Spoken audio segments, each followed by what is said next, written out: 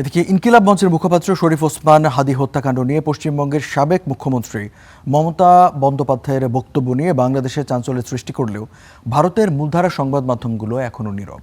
এখন পর্যন্ত বিষয়টি নিয়ে তেমন কোনো প্রতিবেদনই প্রকাশ করেনি গণমাধ্যমগুলো। একই সঙ্গে ভারত সরকারের পক্ষ থেকেও কোনো প্রতিক্রিয়া দেখা যায়নি।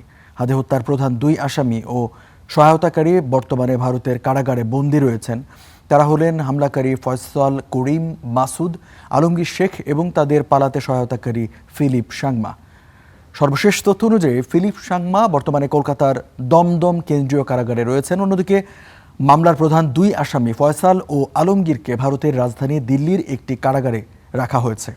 ভারতের জাতীয় তদন্ত সংস্থা NIA এই মামলাটির দায়িত্ব গ্রহণ করায় তাদের কলকাতার জেল থেকে দিল্লিতে নিয়ে যাওয়া হয়।